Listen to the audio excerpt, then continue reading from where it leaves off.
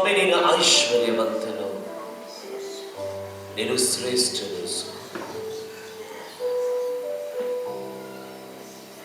ನಮ್ಮನ್ನು ನಿನ್ನ ಕೈಯಲ್ಲಿ ಒಪ್ಪಿಸಿಕೊಡುತ್ತೇವೆ, ಇದು ಯೋಗ್ಯನೆನ್ನುತ್ತೇವೆ. ಈ ದಿವಸವನ್ನು ಆಶೀರ್ವದಿಸು, ನಮ್ಮನ್ನು ಬಲಪಡಿಸು ಸ್ವಾಮಿ. ನಿನ್ನ ವಾಕ್ಯದಿಂದ ನಮ್ಮೊಟ್ಟಿಗೆ ಮಾತನಾಡು, ನೀನು ಮಹಿಮೆ ಹೊಂದು. ಯೇಸುವಿನ ಹೆಸರಿನಲ್ಲಿ ನಾವು ಬೇಡಿದ್ದೇವೆ ಕರ್ತನೆ, ದಯಮಾಡಿ ಕೂತ್ಕೊಳ್ರಿ.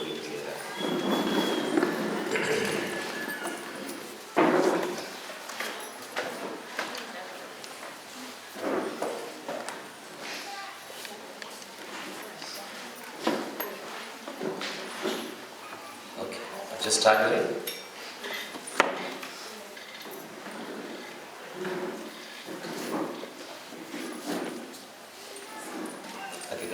We were learning from Genesis chapter 39, ಆದಿಕಾಂಡ 39ನೇ ಅಧ್ಯಾಯದಿಂದ ನಾವು ಕಲಿತಾ ಬರ್ತಾ ಇದ್ದೆವು ಪ್ರಿಯರೇ. And we are learning on the life of Joseph. ಯೋಸೇಫನ ಒಂದು ಕಥೆಯಿಂದ ಇವತ್ತು ಬೆಳಗ್ಗೆ ಮುಂಜಾನೆ ನಾವು ಕಲಿತಾ ಬರ್ತಾ ಇರಬೇಕಾದ್ರೆ ನಾನು ನಿಮಗೆ ಹೇಳ್ತಾ ಇದ್ದೆ, ಜನರು ನಮ್ಮನ್ನು ದೂಷಿಸಿದಾಗ, when people accuse you, what you need to do, ನಾವು ಏನು ಮಾಡಬೇಕು ಜನರು ನಮ್ಮನ್ನು ದೂಷಿಸಿದಾಗ ಅಂತ ಹೇಳಿ. ಪ್ರಿಯರೇ, ಬಹಳ ಸಾರಿ we need to pay the price of false accusation when we live faithfully. ನಾವು ನಂಬಿಗಸ್ತರಾಗಿ ನಾವು ಬದುಕ್ತಾ ಇರಬೇಕಾದ್ರೆ ತಪ್ಪಾದ ಅಪರಾಧಗಳನ್ನು ಜನರು ನಮ್ಮ ಮೇಲೆ ಹಾಕುತ್ತಾರೆ. ಅದನ್ನು ನಾವೇನಾಗಬೇಕಾಗಿದೆ ಪ್ರಿಯರೇ, ನಾವು ಅನುಭವಿಸಬೇಕಾಗಿದೆ. So I was teaching, ನಾವು ಸಣ್ಣ ಸಂಗತಿಗಳು ನಾವು ಕಲಿತಾ ಇದ್ದೀವಿ, the principles of how to deal with when people accuse you. ಜನರು ನಿಮ್ಮ ಮೇಲೆ ದೂರು ಹೇಳಿದಾಗ ನೀನು ಏನು ಮಾಡಬೇಕು ಎಂಬುದಕ್ಕಾಗಿ I told, don't waste your time in explaining your righteousness to them or your faithfulness to them.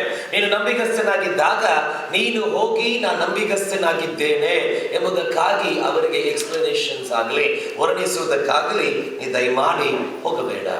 Don't do that. ಯಾರು ನಿನ್ನನ್ನು ನಂಬುತ್ತಾರೋ ಅವರು ನಿನ್ನನ್ನು ಕೇಳುವುದಿಲ್ಲ. ಯಾರಿಗೆ ನಿನ್ನ ನಂಬಿಗಸ್ತಕ್ಕೆ ನೀ ಹೇಳುತ್ತೀಯೋ ಅವರು ನಿನ್ನನ್ನು ಒಪ್ಪುವುದಿಲ್ಲ. ಅರ್ಥ ಆಗತ್ತಿದ್ರೆ, ಯಾರು ನಿನ್ನ ನಂಬುತ್ತಾರೋ ನಿನ್ನ ನಂಬಿಗಸ್ತಿಗೆ ಅವರು ಕೇಳುವುದಿಲ್ಲ.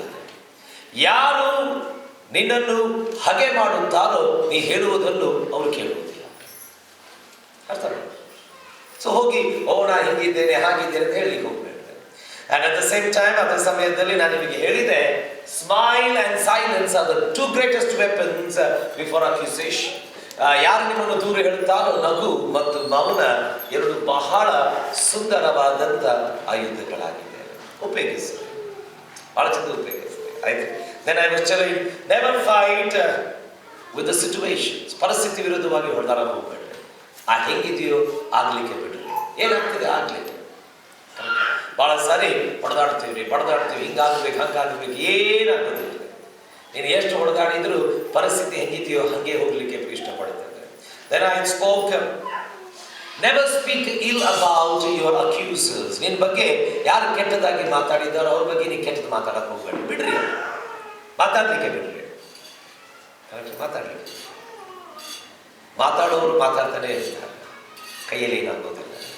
ಒಂದು ಹೇಳಿಕೆ ಹೀಗಿದೆ, ಒದರುವ ನಾಯಿ ಕಚ್ಚುವುದಿಲ್ಲ, ಕಚ್ಚುವ ನಾಯಿ ಹೊಗಳುವುದಿಲ್ಲ. ಏನು ಹೇಳ್ತಿದ್ದಾರೆ? ಕಚ್ಚುವ ನಾಯಿ ಹೊಗಳುವುದಿಲ್ಲ, ಹೊಗಳುವ ನಾಯಿ ಕಚ್ಚುವುದಿಲ್ಲ. Then I told, allow God to deal with you. ದೇವರು ನಿಮ್ಮ ಜೀವಿತದಲ್ಲಿ ಕೆಲಸ ಮಾಡಲಿಕ್ಕೆ ಬಿಡ್ರಿ. Accept that. Clear. Do you know what is our greatest problem? ನಮ್ಮ ಸಮಸ್ಯೆ ಏನು ಗೊತ್ತ್ರಿ? We don't accept problems. ನಮ್ಮ ಜೀವಿತದಲ್ಲಿ ಸಮಸ್ಯೆಗಳು ಹೆಂಗಿದೆ ಅಂತ ಸ್ವೀಕಾರ ಮಾಡುವುದಿಲ್ಲ. ಓಕೆ, ಇವತ್ತು ಹಿಂಗಿದೆ, ಜನರನ್ನು ಭಯಕತ್ತಾರೆ, ಬೈಲಿ ಬಿಡ್ರಿ. ತ್ರಾಸ್ರಿ ನಮಗೆ. It's very hard. We start wrestling with them. ಅವರೊಟ್ಟಿಗೆ ಹೊಡೆದಾಡ್ತೇವೆ, ಏನೇನೋ ಮಾತಾಡ್ತೇವೆ. ಅಲ್ಲ ವಿಚಾರ ಯೋಸೇಫ ಮಾಡಿದ್ದಾರೆ. Okay, so we will learn from Genesis chapter 39, this second service, ಎರಡನೇ ಸರ್ವಿಸ್ ನಲ್ಲಿ ಮತ್ತೆ ಆದಿಕಾಂಡ 39ನೇ ಅಧ್ಯಾಯಕ್ಕೆ ನಾವು ಮತ್ತೆ ತಿಳಿದುಕೊಳ್ಳೋಣ ಪ್ರಿಯರೇ. We are going to learn something very beautiful. We are going to learn the life lessons from ಯೋಸೇಫನ ಜೀವಿತದಿಂದ ಜೀವನದ ಒಂದು ಪಾಠಗಳನ್ನು ನಾವು ಕಲಿತುಕೊಳ್ಳೋಣ ಪ್ರಿಯರೇ. ಯೋಸೇಫನ ಜೀವಿತದಿಂದ ಜೀವನದ ಸಣ್ಣ ಪಾಠಗಳನ್ನು ಕಲಿತುಕೊಳ್ಳೋಣ ಪ್ರಿಯರೇ. And Let me tell you the story which is there in Genesis chapter 39. ಆದಿಕಾಂಡ 39ನೇ ಅಧ್ಯಾಯದಲ್ಲಿ ಇರುವಂತಹ ಕಥೆಯನ್ನು ನಾನು ನಿಮಗೆ ಹೇಳ್ತೇನೆ ಪ್ರಿಯರೇ.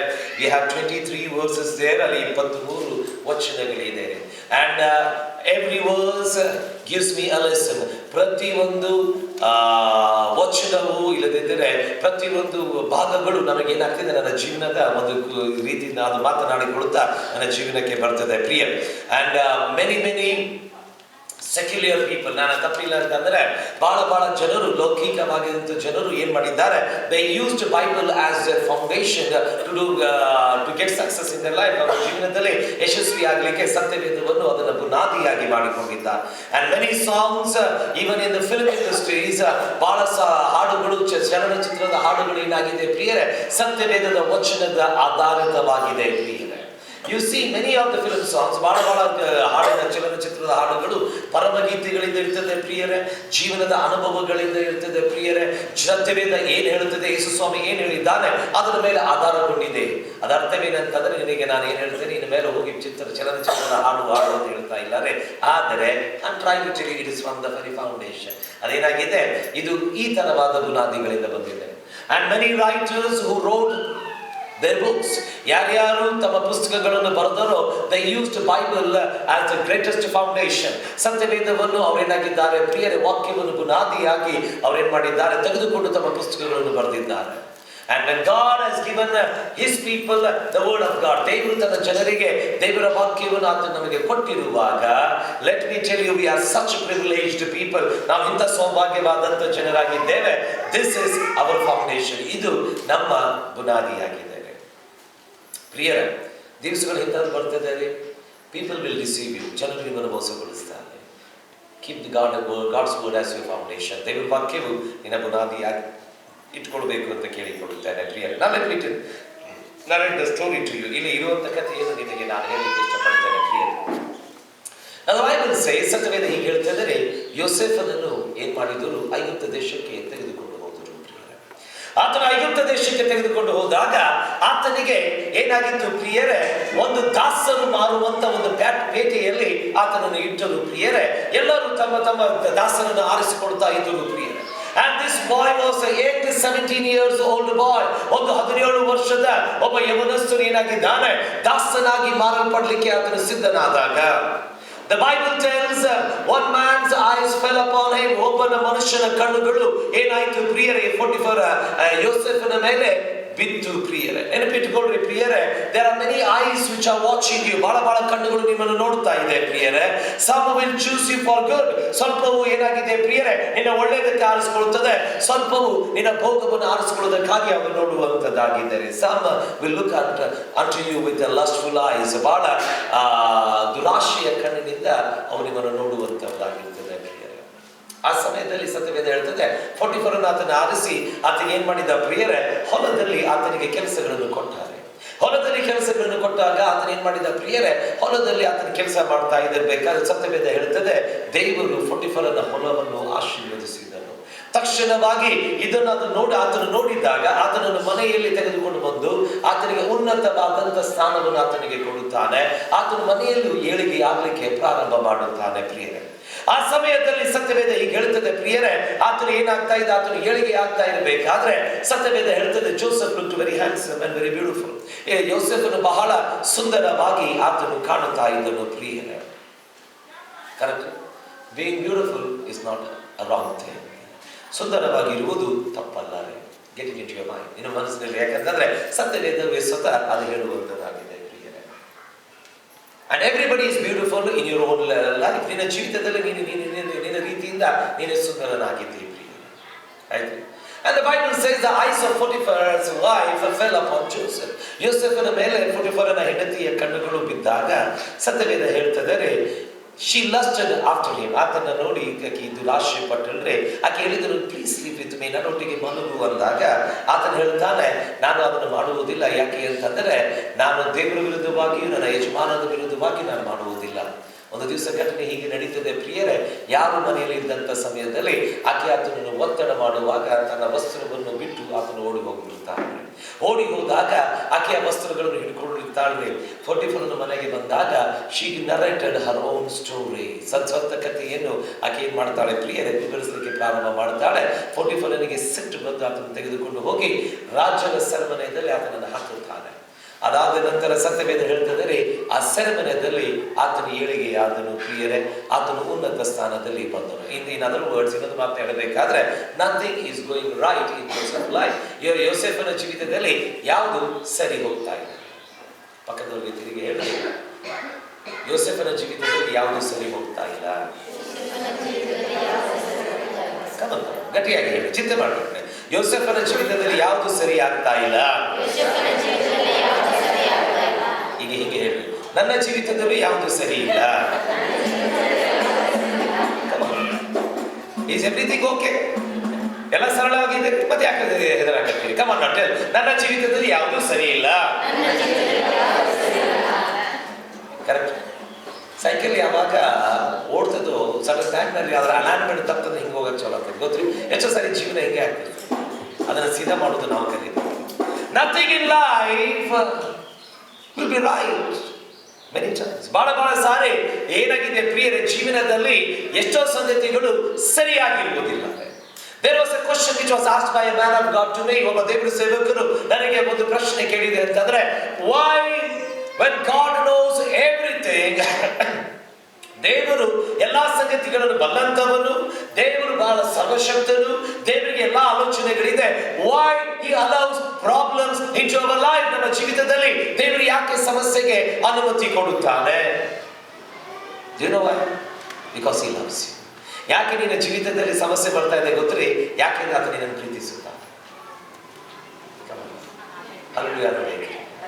ಪಕ್ಕದವರಿಗೆ ತಿರುಗಿ ಹೇಳ್ರಿ, ದೇವರು ಪ್ರೀತಿಯ ಚಿಹ್ನೆಯು ನನ್ನ ಸಮಸ್ಯೆ ಅಂತ ಏನ್ ಮಾತಾಡಾಗಿದ್ದೀರಿ? ದೇವರು ನನ್ನನ್ನು ಪ್ರೀತಿಸದಕ್ಕಾಗಿ ಸಮಸ್ಯೆಗಳನ್ನು ಬಿಡುಗಡೆ ಮಾಡುತ್ತಾ ಇದ್ದಾನೆ. Is it right? ಹೌದ್ರಿ? Yes. ಹೌದ್ರಿ. ಇಲ್ಲದಿದ್ದರೆ ಪ್ರಿಯರೇ, ಯಾವ ದಿವಸ ನೀ ರಕ್ಷಣೆ ಹೊಂದಿದೆಯೋ ಆತನು ಹೂವಿನ ಹಾಸಿಗೆ ಕೊಟ್ಬಿಡ್ತಿದ್ದಾರೆ. he never did that. ಆತನ ಮಾಡಲಿಲ್ಲ ರೀ. he knows because he loves you. ಆತನು ನಿನ್ನನ್ನು ಪ್ರೀತಿಸಿದ ಕಾರಣ ನಿನ್ನ ಜೀವಿತದಲ್ಲಿ ಸಮಸ್ಯೆಗೆ ಅನುಮತಿ ಕೊಟ್ಟಿದ್ದಾನೆ. ನಿನ್ನ ಜೀವಿತಕ್ಕೆ ಸಮಸ್ಯೆಯಿಂದ ಅನುಮತಿ ಕೊಟ್ಟಿದ್ದಾನೆ. Okay, so I will give you some beautiful lessons. ಎಲ್ಲ ಪಾಠಗಳನ್ನು ಕಲಿಸೋದಿಲ್ರಿ. I have so many things written up. ಎಷ್ಟೋ ಸಂಗತಿಗಳನ್ನು ನಾನು ಬರೆದಿದ್ದೇನೆ ಪ್ರಿಯರೇ. and what I am going to give you is what is necessary for your life. ನಾನು ಇವತ್ತು ನಿಮ್ಮೊಟ್ಟಿಗೆ ಏನು ಮಾತನಾಡುತ್ತೇನೋ ನಿನ್ನ ಜೀವನಕ್ಕೆ ಏನು ಬೇಕೋ ಅಷ್ಟೇ ಮಾತನಾಡುತ್ತೇನೆ ಪ್ರಿಯರೇ. and that is going to be a blessing. ಅದು ನಿಮಗೆ ಆಶೀರ್ವಾದವಾಗ್ತದೆ. ಪಕ್ಕದವರಿಗೆ ತಿರುಗಿ ಹೇಳ್ರಿ, ಇವತ್ತು ಯೋಸೇಫನು ನನ್ನೊಟ್ಟಿಗೆ ಮಾತನಾಡುತ್ತಾನೆ. ಯೋಸೇಫನು ನನ್ನೊಟ್ಟಿಗೆ ಮಾತನಾಡುತ್ತಾನೆ. ಆತನ ಜೀವನವು ನನ್ನೊಟ್ಟಿಗೆ ಮಾತನಾಡುತ್ತದೆ.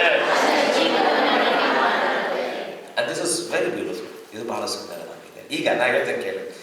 this message many who are unrighteous will not like this. ಯಾರ್ಯಾರು ಅನೀತಿಯಲ್ಲಿ ವಾಸ ಮಾಡ್ತಿರೋ ಇದು ನಿನಗೆ ಸಂದೇಶ ಮೆಚ್ಚುಗೆ ಆಗುವುದಿಲ್ಲ. ನೀತಿಯಲ್ಲಿ ವಾಸ ಮಾಡುವವರು ಯಾವಾಗಲೂ ಧನ್ಯರೇ, ಯಾಕಂದ್ರೆ ಈ ಸಂದೇಶ ನಿಮಗೆ. ನಾನು ನೀತಿ ಬಂತನು ನನಗೆ ಸಂದೇಶ ನನಗೆ ಅಂತ ಹೇಳಿ. ನಾನು ನೀತಿ ಬಂತನು ಸಂದೇಶ ನನಗೆ. ರೆಡಿ? ಸಿದ್ಧರಾಗಿದ್ದೀರಿ? ಫಸ್ಟ್ ಒನ್, ಮೊದಲನೇ, before god could lift us up, he takes us down. ದೇವರು ನಿನಗೆ ಮೇಲಕ್ಕೆ ಎತ್ತುಕ್ಕಿಂತ ಮುಂಚಿತವಾಗಿ ಮೊದಲು ನಿನಗೆ ಕೆಳಗೆ ತೆಗೆದುಕೊಂಡು ಹೋಗ್ತಾನೆ. ಯಾರ ಬಾಯಿಗೆ ಹಲ್ಲೆಲೂಯಾ ಬರಲಿಲ್ಲ? ಯಾಕೋ ಹಲ್ಲೆಲೂಯಾ ಅನ್ನೋವಲ್ಲಿ ಒಂದು ದಿನ ಚರ್ಚಿಗೆ ಬರುವಲ್ಲಿ ಯಾಕೋ ಏನೋ ದೇವರನ್ನ ಪಕ್ಕ ತಿಳಿಯುತ್ತೆ. ಇನ್ನೊಂದು ಸಾರಿ ಹೇಳ್ತೇನೆ, ದೇವರು ಮೇಲಕ್ಕೆ ಎತ್ತುಕ್ಕಿಂತ ಮುಂಚಿತವಾಗಿ ಮೊದಲು ನಿಮ್ಮನ್ನು ಕೆಳಗೆ ತೆಗೆದುಕೊಂಡು ಹೋಗ್ತಾನೆ. ಜೋರಾಗಿ ಹೇಳ್ತೀನಿ. ದೇವರು ಮೇಲಕ್ಕೆ ಎತ್ತುಕ್ಕಿಂತ ಮುಂಚಿತವಾಗಿ ನಿನ್ನನ್ನು ಕೆಳಗೆ ತೆಗೆದುಕೊಂಡು ಹೋಗುತ್ತಾನೆ. ಆಮೇಲೆ ಕರೆಕ್ಟ್ ಒಪ್ಪ್ರಿ ಅದನ್ನ. Why you run? ಅದಕ್ಕೆ ಹೇಳಿದ್ರು ಹೊಡೆದಾಡಬೇಡ್ರಿ. See, I am getting you from the very word of God. ದೇವರ ವಾಕ್ಯದಿಂದ ಈ ಸತ್ಯಾಂಶಗಳನ್ನ ತೆಗೆದುಕೊಂಡು ಬರ್ತಾ ಇದ್ದೇನೆ. ದೇವರು ನಿನ್ನನ್ನು ಮೇಲಕ್ಕೆ ಎತ್ತುಕ್ಕಿಂತ ಮುಂಚಿತವಾಗಿ ಮೊದಲು ನಿನ್ನನ್ನು ಕೆಳಗೆ ತೆಗೆದುಕೊಂಡು ಹೋಗುವುದು ಖಚಿತವಾಗಿ. ಪ್ರಿಯರೇ, 1ನೇ ವಚನ ನನಗಾಗಿ ಓದಿಕೊಳ್ಳ್ರಿ ಪ್ರಿಯರೇ, ಗಟ್ಟಿಯಾಗಿ ವೇಗವಾಗಿರಿ.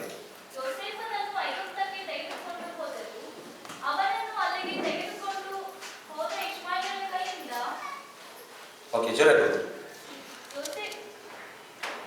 ಯೋಸೇಫನನ್ನು ಐಗುಪ್ತಕ್ಕೆ ತೆಗೆದುಕೊಂಡು ಹೋದರು. ಕನ್ನಡ ಭಾಷೆಯಲ್ಲಿ ಅಷ್ಟು ಚಲೋ ಬರೆಯೋದಿಲ್ಲ, ಇಂಗ್ಲಿಷ್ ಭಾಷೆಯಲ್ಲಿ ಓದ್ತೇನೆ, ಕೇಳಿದ್ರೆ ಲಕ್ಷ್ಯ ಕೊಟ್ಟು ಕೇಳಿದ್ರೆ ಓದ್ರೆ ಇದ್ರ ಭಾಷೆಯಲ್ಲಿ ಏನಿದೆ ನೋಡಿ. ಯೋಸೇಫನನ್ನು ತೆಗೆದುಕೊಂಡು ಹೋದ ಇಷ್ಮಾಯೇಲರು. ಇಲ್ಲ ಕರೆಕ್ಟ್ ಬರ್ದಿಲ್ಲ, ನಾವು ಓದ್ತೀನಿ ಕೇಳಿ. Now Joseph had been taken down to Egypt. ಈಗ ಯೋಸೇಫನನ್ನು ಐಗುಪ್ತ ದೇಶಕ್ಕೆ ಕೆಳಗೆ ತೆಗೆದುಕೊಂಡು ಹೋದರು ಅಂತ ಹೇಳ್ತಿದ್ದಾರೆ. ಇಂಗ್ಲಿಷ್ ಭಾಷೆ ಬಹಳ ಚಂದ ಹೇಳ್ತಿದ್ದಾರೆ. They took him down to Egypt. ಆತನನ್ನು ಐಗುಪ್ತ ದೇಶಕ್ಕೆ ಕೆಳಗೆ ತೆಗೆದುಕೊಂಡು ಹೋದರು. ಇನ್ನೊಂದು ಮಾತ್ರ ಹೇಳಬೇಕಾದ್ರೆ, ಜಿಯೋಗ್ರಾಫಿಕಲಿ ನಾವು ನೋಡ್ತಾ ಇರಬೇಕಾದ್ರೆ ಕಾನಾನ್ ದೇಶವು ಐಗುಪ್ತ ದೇಶವು ಮೇಲೆ ಕೆಳಗೆ ಇದ್ದಂತ ಒಂದು ಪ್ರದೇಶ. ಈಗ ನಿಮಗೆ ನೆನಪಿರಬೇಕ್ರಿ, ಆದಿಕಾಂಡ 12ನೇ ಅಧ್ಯಾಯದಲ್ಲಿ ಸತ್ಯವೇದ ಈಗ ಹೇಳ್ತಿದ್ದಾರೆ, ಅಬ್ರಹಾಮನು ಕಾನಾನ್ ದೇಶಕ್ಕೆ ಏರಿ ಬಂದನು, ಆತ ಐಗುಪ್ತ ದೇಶಕ್ಕೆ ಕೆಳಗೆ ಇಳಿದು ಹೋದನು. ಓದಿರೋದನ್ನ ಓಕೆ, ಆದಿಕಾಂಡ 12ನೇ ಅಧ್ಯಾಯಕ್ಕೆ ಬಂದ್ರೆ Come to Genesis chapter 12. 10ನೇ ವಚನವನ್ನು ಓದಿಕೊಳ್ಳ್ರಿ. ಆಗ ಆ ದೇಶದಲ್ಲಿ ಬರ ಉಂಟಾದುದರಿಂದ ಅಬ್ರಹಾಮನು ಐಗುಪ್ತದಲ್ಲಿ ಪ್ರವಾಸಿಯಾಗಿರುವುದಕ್ಕೆ ಇಳಿದು ಹೋದನು. ಬೈಬಲ್ ಮಾರ್ಕ್ ಮಾಡ್ಕೊಳ್ರಿ, ಇಳಿದು ಹೋದನು. ಎಲ್ಲಿಗೆ ಹೋದರೆ? ಐಗುಪ್ತ ದೇಶಕ್ಕೆ. ಈಗ 13ನೇ ಅಧ್ಯಾಯ 1ನೇ ವಚನ ಓದ್ರಿ. ಆಗ ಅಬ್ರಹಾಮನು ತನ್ನ ಹೆಂಡತಿಯೊಂದಿಗೆ ತನಗೆ ಇದ್ದದ್ದನ್ನೆಲ್ಲ ತೆಗೆದುಕೊಂಡು ಲೋಟನ ಸಹಿತವಾಗಿ ಐಗುಪ್ತವನ್ನು ಬಿಟ್ಟು ದಕ್ಷಿಣಕ್ಕೆ ಏರಿ ಹೋದನು. Did you see that? ಪದಗಳು ಗಮನಿಸಿದ್ರಿ? He went down, he went up. ಕೆಳಗೆ ಇಳಿಯುವುದು, ಮೇಲೆ ಹೋಗುವುದ್ರಿ. ಈಗ ಗಮನಿಸ್ರಿ ಪ್ರಿಯರೇ, ದೇವರು ನಿನ್ನನ್ನು ಮೇಲೆಗೆ ಎತ್ತುಕ್ಕಿಂತ ಮುಂಚಿತವಾಗಿ ನಿಮ್ಮನ್ನು ಯಾವಾಗಲೂ ಮೊದಲು ಕೆಳಗೆ ತೆಗೆದುಕೊಂಡು ಬರ್ತಾನೆ. ದೇವರು ನಿನ್ನನ್ನು ಉಪಯೋಗಿಸುವುದಕ್ಕಿಂತ ಮುಂಚಿತವಾಗಿ ಮೊದಲು ನಿನ್ನನ್ನು ಖಾಲಿ ಮಾಡಬೇಕಿದೆ. ದೇವರು ಏನಾಗಬೇಕಾಗಿದೆ ಪ್ರಿಯರೇ? ಮೊದಲು ನಿನ್ನನ್ನು ಕೆಳಗೆ ಮುರಿಬೇಕಾಗಿದ್ದರೆ, ಅದಾದ ಮೇಲೆ ನಿನ್ನನ್ನು ಕಟ್ಟಬೇಕಾಗಿದೆ.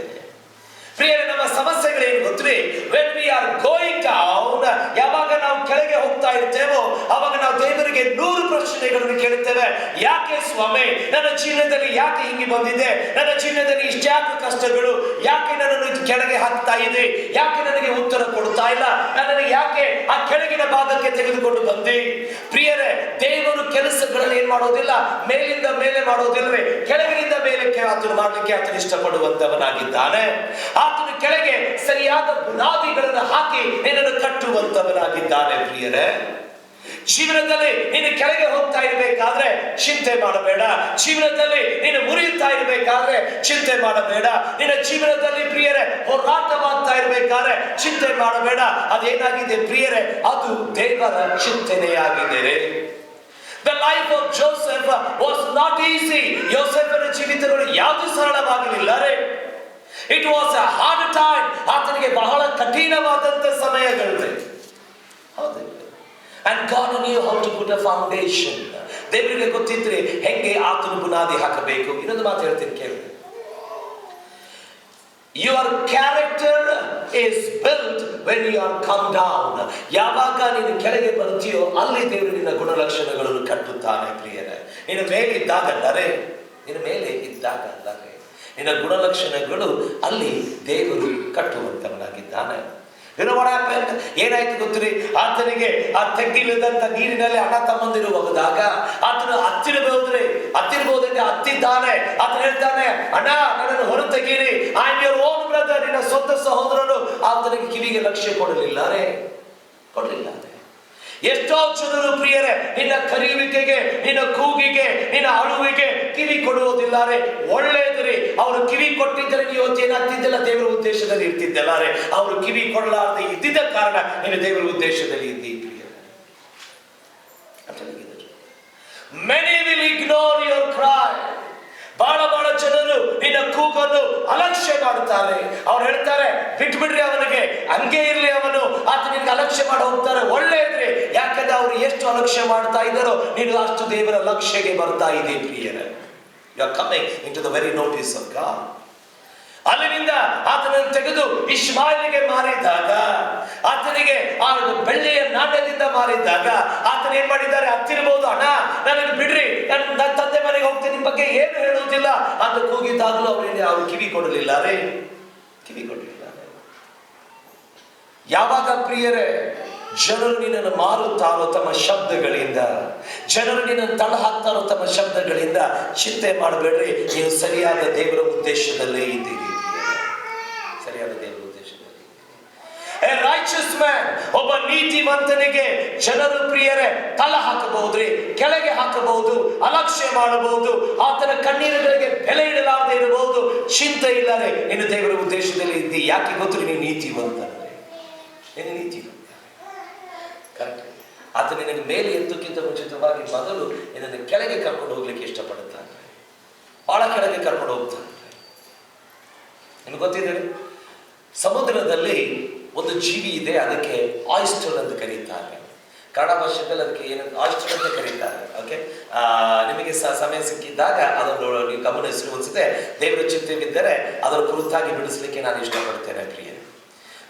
ಮತ್ತಾಯನ ಬರೆದ ಸುವಾರ್ತೆ 13ನೇ ಅಧ್ಯಾಯದಲ್ಲಿ ಒಂದು ದಿವಸ ಸ್ವಾಮಿ ಹೇಳ್ತಾರೆ, ಆ ಒಂದು ಸುಂದರವಾದ ರತ್ನಕ್ಕಾಗಿ, ಮುತ್ತಿಗಾಗಿ ಆತ ತನ್ನನ್ನೆಲ್ಲ ಮಾರಿಕೊಂಡನು ಅಂತ ಹೇಳ್ತಾರೆ. ಒಂದು ದಿವಸ ಬಿಡಿಸ್ತೇನೆ.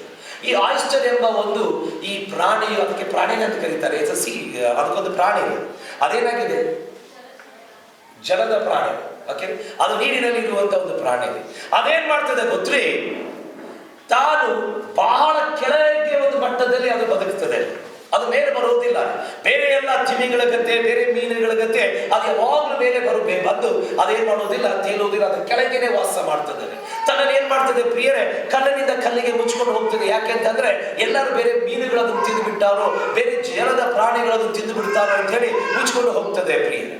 ಅಷ್ಟೇ ಅಲ್ಲ ಪ್ರಿಯರೇ, ತನ್ನನ್ನು ಉಳಿಸುವುದಕ್ಕಾಗಿ, ತನ್ನನ್ನು ಕಾಪಾಡುವುದಕ್ಕಾಗಿ ಅದೇನ್ ಮಾಡ್ತದೆ ಗೊತ್ತ್ರಿ, ಆ ಮುದ್ದನ್ನು ಉತ್ಪತ್ತಿ ಮಾಡ್ತದೆ. ನಿಮಗೆ ಟೈಮ್ ಸಿಕ್ಕಿದಾಗ ಆಯಿಸ್ಟರ್ ಪ್ರಾಣಿ ಬಗ್ಗೆ ಗಮನಿಸಿ, ತನಗೆ ಮುತ್ತುಗಳನ್ನು ಸೃಷ್ಟಿ ಮಾಡಿಕೊಳ್ತದೆ.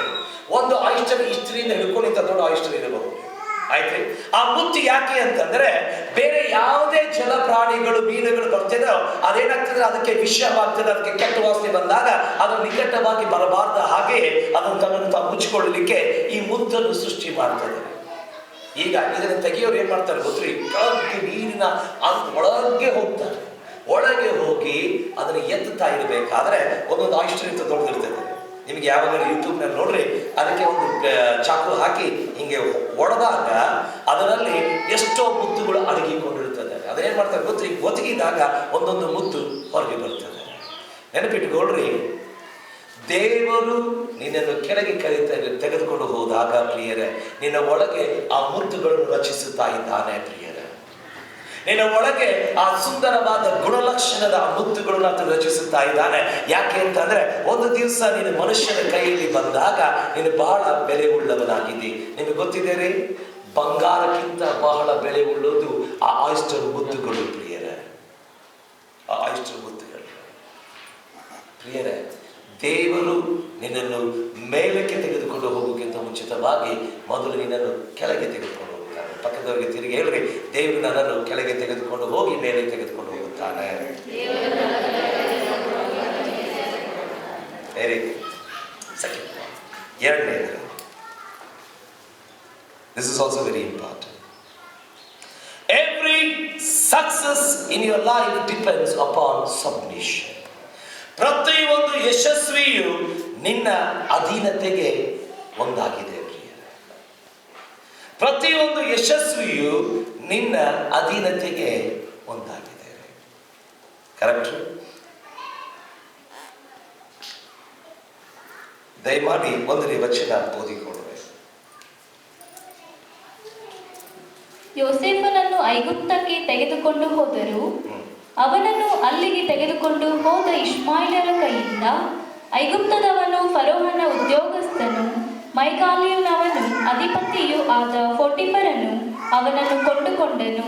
ಈಗ 3ನೇ ವಚನ ಓದಿದ್ರೆ, ಕರ್ತನು ಅವನ ಸಂಗಡ ಇದ್ದಾನೆಂದು ಅವನು ಮಾಡಿದ್ದನ್ನೆಲ್ಲ ಕರ್ತನು ಅವನ ಕೈಯಿಂದ ಅಭಿವೃದ್ಧಿ ಮಾಡಿದ್ದಾನೆಂದು ಅವನ ಯಜಮಾನನು ನೋಡಿದನು. Did you see that? You know what the Bible says? ಸತ್ಯವೇದ ಹೇಳ್ತದೆ ಗೊತ್ತೇ? Your submission leads you to success. ನಿನ್ನ ಅಧೀನತೆಯು ನಿನಗೆ ಯಶಸ್ವಿಗೆ ತೆಗೆದುಕೊಂಡು ಹೋಗ್ತದೆ. ಪ್ರಿಯ, let me tell you. A man or a woman who doesn't come under somebody's submission, let me tell you, their success is temporary. ಯಾವ ವ್ಯಕ್ತಿಯು ಅಧೀನತೆಗೆ ಬರುವುದಿಲ್ಲವೋ ಅವರ ಯಶಸ್ವಿಯು ತಾತ್ಕಾಲಿಕವಾಗಿದೆ. ಯಾವ ವ್ಯಕ್ತಿ ಅಧೀನತೆಗೆ ಬರುವುದಿಲ್ಲವೋ ಅವರ ಯಶಸ್ವಿಯು ತಾತ್ಕಾಲಿಕವಾಗಿದೆ. ಪ್ರಿಯ, ಅಧೀನತೆ ಯಾಕೆ ಒಬ್ಬರ ಅಧೀನತೆಗೆ ಬರಬೇಕು ಅಂತ್ರಿ? ನಾನು ಹೇಳ್ತೇನೆ ಕೇಳಿ. You need to come under the submission of God. ನೀನು ದೇವರ ಅಧೀನತೆಗೆ ಬರಬೇಕ್ರಿ. ನ್ಯಾಚುರಲ್ ವಾಯ್ಸ್, ಸ್ವಾಭಾವಿಕವಾಗಿ you need to come under the submission of your master. ನಿನ್ನ ಯಜಮಾನನ ಸ್ವಾಭಾವಿಕವಾಗಿ ನೋಡ್ಬೇಕಾದ್ರೆ ನೀನು ಯಾರ ಕಡೆ ಕೆಲಸ ಮಾಡ್ತೀಯೋ ಆ ವ್ಯಕ್ತಿಯ ಅಧೀನತೆಗೆ ನೀನು ಬರಬೇಕ್ರಿ. ನೀನು ಕಾಲೇಜಿನಲ್ಲಿ ಕಲಿತಾ ಇರ್ಬೇಕಾದ್ರೆ, ಸ್ಕೂಲ್ನಲ್ಲಿ ಕಲಿತಾ ಇರ್ಬೇಕಾದ್ರೆ ನಿನ್ನ ಶಿಕ್ಷಕರ ಅಧೀನತೆಗೆ ನೀನು ಬರಬೇಕ್ರಿ. When you are spiritually, ನೀನು ಆತ್ಮಿಕವಾಗಿದ್ದರೆ you need to come under the submission of the leaders of the church, in the church. ಸಭೆಯಲ್ಲಿ ಇರುವಂತಹ ನಾಯಕರ ಅಧೀನತೆಯಲ್ಲಿ ನೀನು ಬರಬೇಕ್ರಿ. Then you prosper. ಅದಾದ ಮೇಲೆ ನಿನಗೆ ಯಶಸ್ವಿ ಬರ್ತದೆ. You know what's the problem? ಸಮಸ್ಯೆಗಳೇನು ಗೊತ್ತಿರಿ? We are never successful because we are not under submission. ನಾವು ಅಧೀನತೆಯಲ್ಲಿ ಇಲ್ಲದ ಕಾರಣ ನಾವು ಯಶಸ್ವಿ ಆಗಲಿಲ್ಲ. Now let me show you something here. ನಾನು ನಿಮಗೆ ಒಂದು ಸಂಗತಿ ತೋರಿಸ್ತೇನೆ. 1ನೇ ವಚನದಲ್ಲಿ ಸತ್ಯವೇದ ಹೇಳುತ್ತದೆ, ಆತನು ಪೋಟಿಫರನ ಅಧೀನತೆಯಲ್ಲಿ ಇದ್ದನು. ಇಮಿಡಿಯೇಟ್ಲಿ 2ನೇ ವಚನದಲ್ಲಿ ಹೇಳುತ್ತದೆ, the Lord was with Joseph. ಆದರೆ ದೇವರು ಯೋಸೇಫನೊಟ್ಟಿಗೆ ಇದ್ದನು. Did you see that? ಯೋಸೇಫನು ಪೋಟಿಫರನ ಅಧೀನತೆಯಲ್ಲಿ ಇದ್ದನು, ದೇವರು ಯೋಸೇಫನೊಟ್ಟಿಗೆ ಇದ್ದನು. Did you see that? ಓದ್ರಿ ಬೈಬಲ್, ಹಾಗೆ ಓದೋದು. ಕರ್ತನು ಯೋಸೇಫನ ಸಂಗಡ ಇದ್ದದ್ದರಿಂದ ಅವನು ಅಭಿವೃದ್ಧಿಯಾಗುವಾಗಿದ್ದನು. ಕರ್ತನು ಯೋಸೇಫನೊಂದಿಗೆ ಇದ್ದಿದ್ದರಿಂದ 1ನೇ ವಚನ ಹೇಳ್ತದೆ, ಯೋಸೇಫನು ಪೋಟಿಫರನಿಗೆ ಅಧೀನನಾಗಿದ್ದನು, ಕರ್ತನು ಯೋಸೇಫನೊಟ್ಟಿಗೆ ಇದ್ದನು. This is very important. ಈಗ ನಾನು ಹೇಳ್ತೀನಿ ಕೇಳಿ. If God doesn't give you success, ದೇವರು ನಿನಗೆ ಯಶಸ್ವಿ ಕೊಡದೆ ಹೋದರೆ your success is a waste. ನಿನ್ನ ಸ್ವಾಭಾವಿಕವಾದಂಥ ಯಶಸ್ವಿಯು ವ್ಯರ್ಥವಾಗಿದೆ. ಅಸತ್ಯ ಹೇಳ್ತಾರೆ.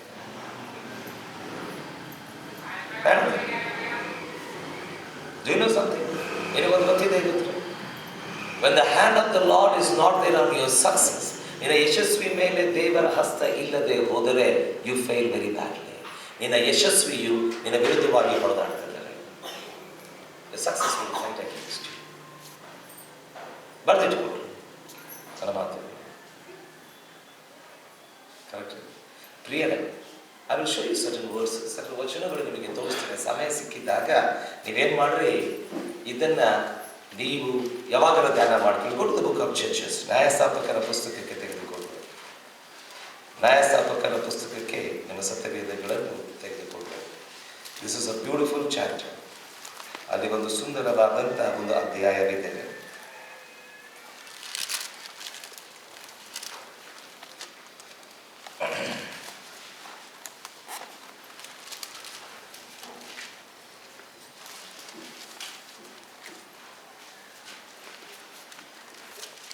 ಈಗ ನನ್ನ ಗಮನಿಸಿ 14th ಚಾಪ್ಟರ್, 14ನೇ ಅಧ್ಯಾಯ.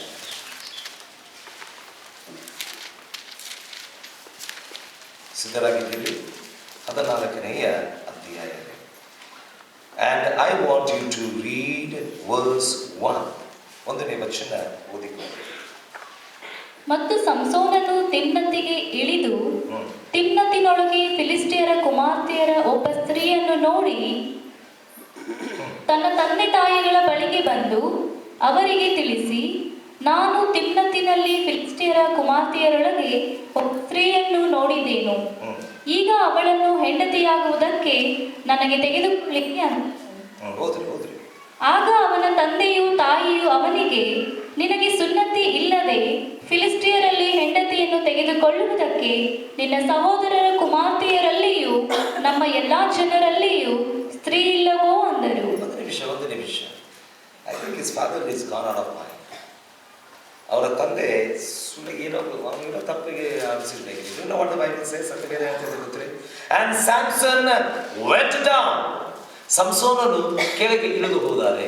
ಹಿ ಸಾ ಎ ಲೇಡಿ. ಅಲ್ಲೊಂದು ಸ್ತ್ರೀ ನೋಡಿ ತಂದೆ ಬಳಿಗೆ ಬಂದು ಹೇಳಿದೆ ಏನು ಗೊತ್ತ್ರಿ, ನನಗೆ ಆ ಹುಡುಗಿ ಬಹಳ ಇಷ್ಟವಾಗಿದ್ದಾಳೆ, ನನಗೇನು ಮಾಡು, ಆ ಹುಡುಗಿಗೆ ಮದುವೆ ಮಾಡಿಕೊಡು.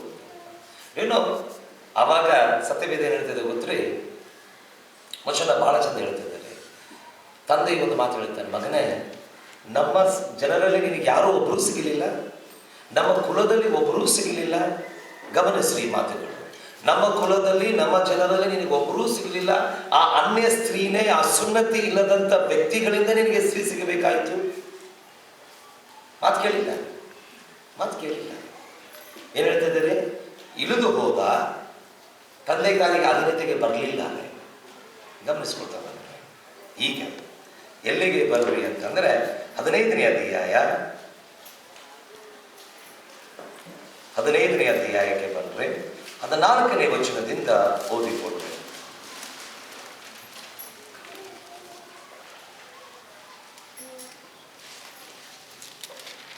ಅವನು ಲೇಹಿಗೆ ಬಂದಾಗ ಫಿಲಿಸ್ಟಿಯರು ಅವನಿಗೆ ಎದುರಾಗಿ ಬಂದು ಆರ್ಭಟಿಸಿದರು.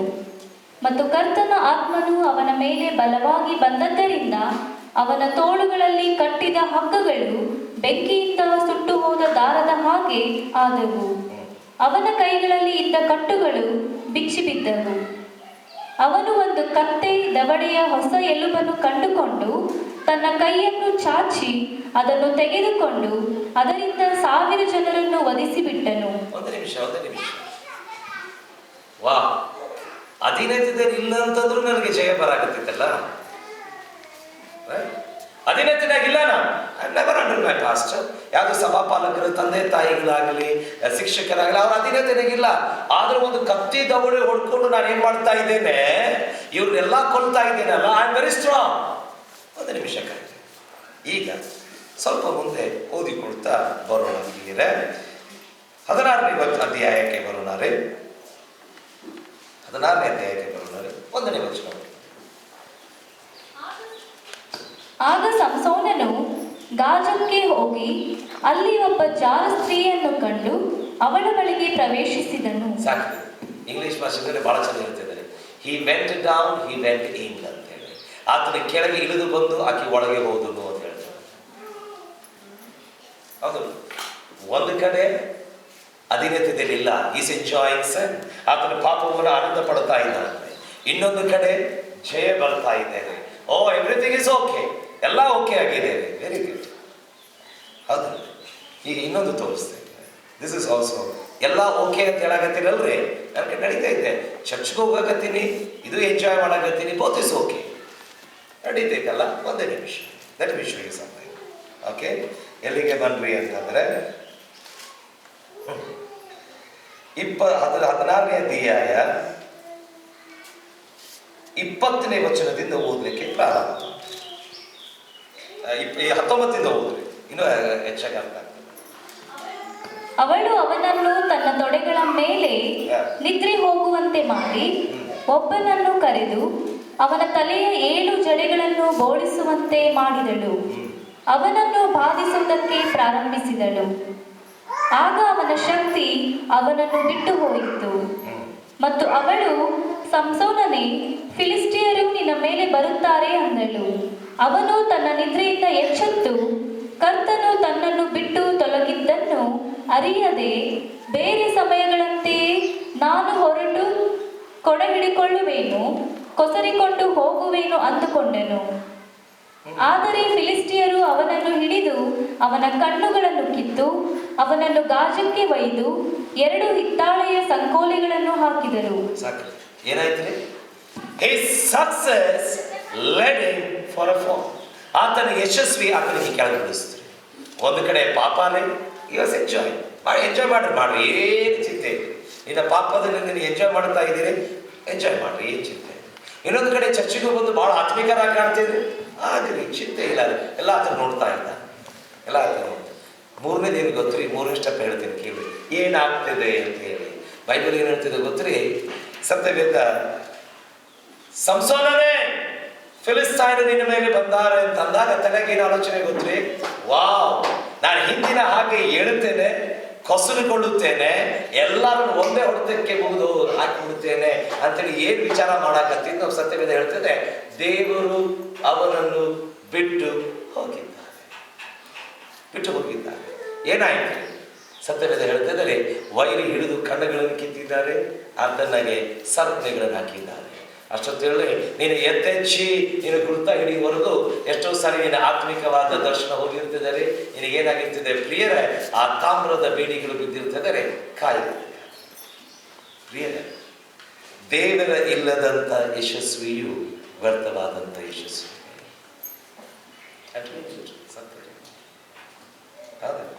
ಎಷ್ಟು ದರ್ಶನ ಇದೆ ದೇವರಿಗಾಗಿ, ಎಷ್ಟು ದರ್ಶನ ಇದೆ ದೇವರಿಗಾಗಿ. ನೀ ಏನು, ನಾನೊಂದು ಕ್ವಶನ್ ಕೇಳ್ತೇನೆ, ಆ ಕ್ವಶನ್ ನಿನಗೆ ನೀನೇ ಕೇಳಬೇಕು, ಬೇರೆ ಯಾರು ಕೇಳಬೇಡ.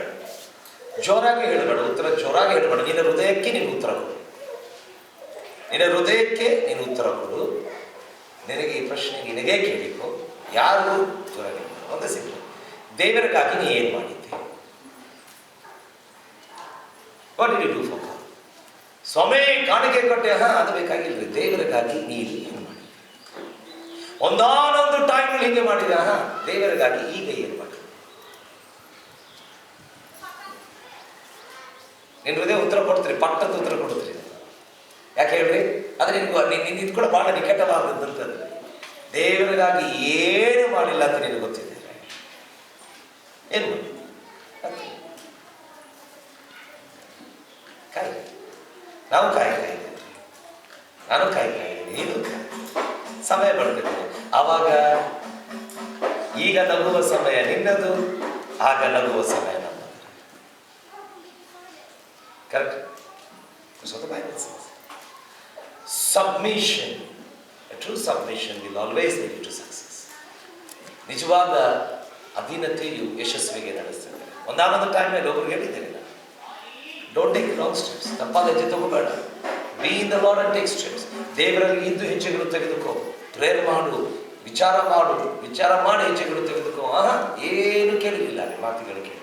ಇವತ್ತು ಇಂಥ ಸಮಸ್ಯೆದಲ್ಲಿ ಇದ್ದಾರೆ ಅಂತಂದರೆ ಹೊರಗೆ ಬರೋದಕ್ಕೂ 10 ಸಾರಿ ಯೋಚನೆ ಮಾಡಬೇಕು. ಹರ್ಕೊಂಡು ತಿಂದುಬಿಡುತ್ತಾರೆ. ಯಶಸ್ವಿ ಅಲ್ರಿ ಅದು, ಯಶಸ್ವಿ. Okay, let me take you to the third part. ಮೂರನೆಯ ಸತ್ಯಾಂಶಕ್ಕೆ ನಾನು ಕರ್ಕೊಂಡು ಹೋಗ್ತೇನೆ ಪ್ರಿಯರೇ. That's also very important. ಅದು ಬಹಳ ಪ್ರಾಮುಖ್ಯವಾದಂಥ ಸಂಗತಿ. Enemy always hits you when you are enjoying your blessings. ಯಾವಾಗ ನಿನ್ನ ಆಶೀರ್ವಾದಗಳನ್ನು ಆನಂದ ಪಡ್ತೀಯೋ ಅದೇ ಸಮಯದಲ್ಲಿ ವೈರಿ ನಿಮಗೆ ಹೊಡಿತಾರೆ. ನನ್ನ ಮಾತು ಬರೆದಿಟ್ಕೊಳ್ಳಿ. ನಿನ್ನ ಆಶೀರ್ವಾದಗಳನ್ನು ಯಾವಾಗ ನೀನು ಅನುಭವಿಸುತ್ತಾ ಇರ್ತೀಯೋ ವೈರಿ ಅವಾಗೇನೆ ಹೊಡಿತಾನೆ. ಅದಕ್ಕಿಂತ ಮೊದಲು ಹೊಡೆಯುತ್ತೀವಿ, ಅದಕ್ಕಿಂತ ಮೊದಲು ಎಲ್ಲಿಗೂ ಹೊಡೆಯೋದಿದ್ದಾರೆ. Okay, let me show it. Okay, ದಯಮಾಡಿ ನನಗೆ 5ನೇ ವಚನ 6ನೇ ವಚನ ಓದಿ. ಗಟ್ಟಿಗೆ ಬೇಗವಾಗಿ. ಅವನನ್ನು ಮನೆಯಲ್ಲಿಯೂ ತನಗಿದ್ದ ಎಲ್ಲಾದರ ಮೇಲೆಯೂ ಮೇಲ್ವಿಚಾರಕನನ್ನಾಗಿ ಮಾಡಿದಂದಿನಿಂದ ಕರ್ತನು ಐಗುಪ್ತ್ಯದವನ ಮನೆಯನ್ನು ಯೋಸೇಫನಿಗಾಗಿ ಆಶೀರ್ವದಿಸಿದನು. ಮತ್ತು ಮನೆಯಲ್ಲಿಯೂ ಹೊಲದಲ್ಲಿಯೂ ಅವನಿಗಿದ್ದ ಎಲ್ಲಾದರ ಮೇಲೆಯೂ ಕರ್ತನ ಆಶೀರ್ವಾದವಿತ್ತು. ಹೀಗಿರುವುದರಿಂದ ಅವನು ತನಗಿದ್ದದ್ದನ್ನೆಲ್ಲ ಯೋಸೇಫನಿಗೆ ಒಪ್ಪಿಸಿ ತಾನು ತಿನ್ನುವ ರೊಟ್ಟಿಯ ವಿಷಯದಲ್ಲಿ ಹೊರತು ಬೇರೆ ಯಾವುದರ ವಿಷಯದಲ್ಲೂ ಚಿಂತಿಸಲಿಲ್ಲ. ಯೋಸೇಫನು ಸುರೂಪಿಯೂ ಸೌಂದರ್ಯವಂತನೂ ಆಗಿದ್ದನು. ಸಾಕು, ಏನ್ ಹೇಳ್ತಿದ್ದಾರೆ? ಏನೋ ಹೊರತು ಬೈಬಲ್ ಸತ್ಯವೇದ ಹೇಳ್ತಿದ್ದಾರೆ. ದೇವರು ಆತನೊಟ್ಟಿಗೆ ಇದ್ದನು, ಆತ ನಂಬಿಗಸ್ತನಾಗಿದ್ದನು, ಜನರ ದಯೆ ಹೊಂದಿಕೊಂಡಂತವನಾಗಿದ್ದನು, ಯಶಸ್ವಿಯಾಗಿದ್ದನು, ಏಳಿಗೆಯಾಗಿದ್ದನು. ಆತನೇನಾಗಿದ್ದನು ಪ್ರಿಯರ ಅಭಿವೃದ್ಧಿಗೊಳ್ತಾ ಇದ್ದನು. ಪ್ರಿಯರ ಎಲ್ಲಾ ಸಂಗತಿಗಳು ಆತನ ಕೈಯಲ್ಲಿ ಬಂದಾಗ ಆತನು ಒಂದು ಬಹಳ ಸುಂದರವಾದ ಹಂತಕ್ಕೆ, ಆಶೀರ್ವಾದದ ಹಂತಕ್ಕೆ ಬಂದು ಬದುಕುತ್ತಾ ಇದ್ದ. ಅಲ್ಲಿಗೆ ಮುಗಿಲಿಲ್ಲ ಕಥೆ. 7ನೇ ವಚನ. ಇವುಗಳಾದ ಮೇಲೆ ಯೋಸೇಫನ ಯಜಮಾನನ ಹೆಂಡತಿಯು ಅವನ ಮೇಲೆ ಕಣ್ಣು ಹಾಕಿ ಸಾಕು. ಏನ್ ಬಂತಂದ್ರಿ? ಎಲ್ಲ ಚಲೋ ಇರ್ಬೇಕಾದ್ರೆ ಯಾರ ಕಣ್ಣು ಬಿತ್ರಿ? ನಾವು ಹೇಳ್ತೀವಿ ಎವ್ರಿಥಿಂಗ್ ಇಸ್ ಗೆಟಿಂಗ್ ಓಕೆ, ಎಲ್ಲ ಸಂಗತಿಗಳು ಬಹಳ ಸುಂದರವಾಗಿ ನಡೀತದೆ, ಆಶೀರ್ವಾದ ಬರ್ತಾ ಇದೆ, ನಾನು ಅಭಿವೃದ್ಧಿ ಆಗ್ತಾ ಇದ್ದೇನೆ, ಏಳಿಗೆ ಆಗ್ತಾ ಇದ್ದೇನೆ, and you are enjoying your blessings. ಯಾವಾಗ ನಿನ್ನ ಆಶೀರ್ವಾದಗಳನ್ನು ಅನುಭವಿಸ್ತಾ ಇರ್ತೀಯೋ ಆವಾಗ ಅದರ ಒಳಗೆ ವೈರಿ ಒಳಗೆ ಬರ್ತದೆ. ಯಾಕಂದ್ರೆ ನೀನು ಕೆಳಗಿದ್ದಾಗ ಹೊಡೆದರೆ ನಿನಗೆ ಸಮಸ್ಯೆ ಆಗೋದಿಲ್ಲ, ನೀನು ಮೇಲಿಗೆ ಹೋಗಿ ಹೊಡೆದಾಗ ನಿನಗೆ ಸಮಸ್ಯೆ ಆಗ್ತದೆ. ನಿನಗೆ ಸಮಸ್ಯೆ ಮೇಲಿನಿಂದಲೇ. ಎಲ್ಲ ಕೊರತೆ ಐತ್ರಿ, ನಮಗೆ ಎಲ್ಲ ಚಲೋನೇ ಐತ್ರಿ ಪಾಸ್ಟ್ರೆ, ಎಂಜಾಯ್ ಮಾಡ್ತಾ ಇದ್ವಿ, ನಾನು ನನ್ನ ಕುಟುಂಬ ಎಲ್ಲ ಒಳ್ಳೇದೈತ್ರಿ. ಯಾರ್ದೋ ಕಣ್ಣು ಬಿದ್ದು ಬಿಡುತ್ರಿ. ಯಾರ್ದು ಕಣ್ಣು ಬಿದ್ದಿಲ್ಲರೆ ನಿನ್ನ ಆಶೀರ್ವಾದದ ಸಮಯದಲ್ಲಿ ವೈರಿ ಕಣ್ಣು ನಿನ್ನ ಮೇಲೆ ಬಿದ್ದಿದ್ರಿ. ಎಚ್ಚರವಾಗಿ ಕ್ಲಿಯರ್ ನಾ ಹೇಳ್ತೇನೆ ಕೇಳಿ. If you want to maintain your blessings, ನಿನ್ನ ಆಶೀರ್ವಾದಗಳ ಆನಂದವಾಗಲಿ, ನಿನ್ನ ಆಶೀರ್ವಾದಗಳು ನೀನು ಹಿಡಿತದಲ್ಲಿ ಇಡಬೇಕಾಗಿದ್ದರೆ ಏನು, the best thing is on your knees. ಯಾವಾಗಲೂ ಅದು ನಿನ್ನ ಮೊಣಕಾಲ ಮೇಲೆ ಇದೆ, ಅದಕ್ಕಿಂತ ಜಾಸ್ತಿ ಮಾಡೋದು. I will tell you something, please ನಾನು ಗಮನಿಸು. ಈ ಇದರ ಆಡುಗಳು ನೋಡಿದ್ದೀರಿ? ಗುಡ್ಡಗಳನ್ನು ಏರುವಂಥ ಆಡುಗಳು, ಜಿಂಕೆಗಳು ನೋಡಿದ್ದೀರಿ ಯಾವಾಗ? ಭಾಳ ಜನ ನೋಡಿಲ್ಲ. ಟೈಮ್ ಸಿಕ್ಕಿದಾಗ ನ್ಯಾಷನಲ್ ಜಿಯೋಗ್ರಫಿಗಳಲ್ಲಿ ನೋಡ್ರಿ, ಅವುಗಳು ಏನು ಮಾಡ್ತಾವೆ ಗೊತ್ತ್ರಿ, ಗುಡ್ಡಗಳಿಂದ ಒಂದು ಉಪ್ಪಿನ ನೀರುಗಳಿಗಾಗಿ ಏರ್ತಾವ್ರಿ. ಅಲ್ಲಿ ಇರುವಂತಹ ಗಿಡಗಳಿಗಾಗಿ ತಿನ್ನೋದಕ್ಕಾಗಿ ಉಪ್ಪಿನ ನೀರಿಗಾಗಿ ಏರ್ತಾವೆ. ಈ ಗುಡ್ಡ ಹೆಂಗಿದೆ ಗೊತ್ತ್ರಿ, ಈ ಆನಂದನಗರ ಗುಡ್ಡ ಇದ್ದಂಗೆ ಇಲ್ರಿ. ಆನಂದನಗರ ಗುಡ್ಡ ಹಿಂಗೆ ಓಡಿದ್ರೆ ಏರಿ ಬಿಡ್ತೀರಿ, ಹಂಗೆ ಹಿಂಗಿರ್ತಾವ್ರಿ ಈ ಗುಡ್ಡಗಳು. ಆ್ಯಕ್ಚುಲಿ ಸ್ವಲ್ಪ ಸ್ಲೈಟ್ ಬೆಂಡ್ ಇರ್ತಾವ್ರಿ, ಭಾಳ ಉದ್ದಿರ್ತಾವ್ರಿ. ಅಲ್ಲಿಂದ ಏನಾದ್ರು ಬಿದ್ದು ಬಿಟ್ರೆ ಅಂತಂದರೆ ಎಲಬು ಪುಡಿ ಪುಡಿ ಆಗ್ತಾವ್ರಿ, ಹಂಗಿರ್ತಾವ್ರಿ.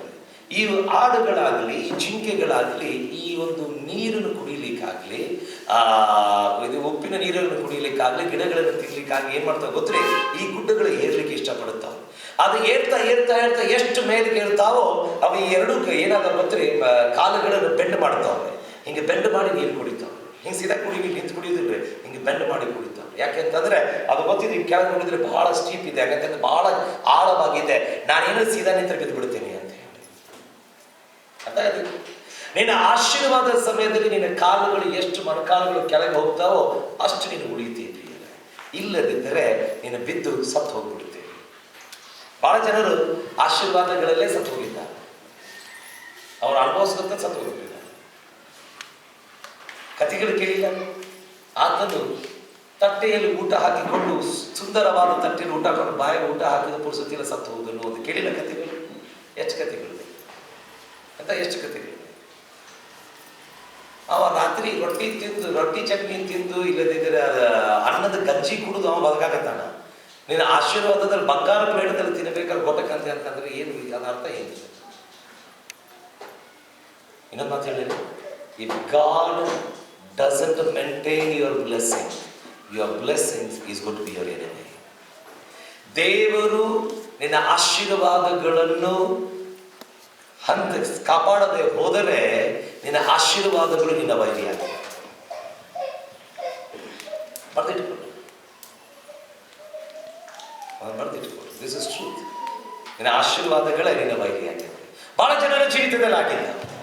ಬಹಳ ಜನರು ಹೆಂಗೆ ಬದುಕ್ತಾ ಇದ್ದೇವೆ ಗೊತ್ತ್ರಿ, ಎಲ್ಲ ಇದ್ದು ಏನು ಇರಲಾರ್ದ ಹಾಗೆ ಇದೆ. I met a man in a village. ಒಂದು ಹಳ್ಳಿಯಲ್ಲಿ ಒಬ್ಬ ಯಜಮಾನರು ಭೇಟಿಯಾಗಿದ್ದೇನೆ.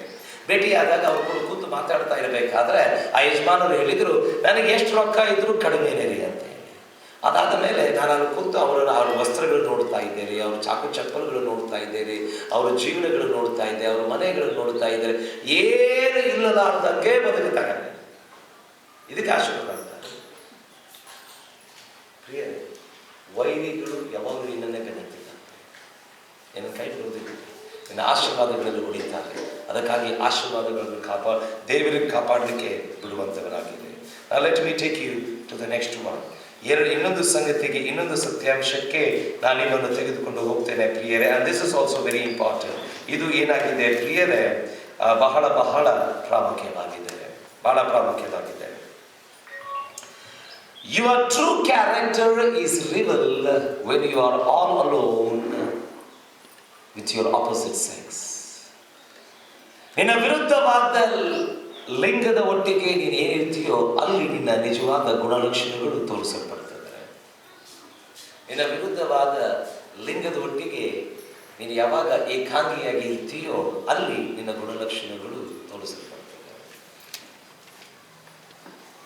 ಕರೆಕ್ಟ್. ಗಮನಿಸುತ್ತದೆ. 8ನೇ ವಚನದಿಂದ ಓದಿಕೊಡ್ತಾ ಬಂದರೆ,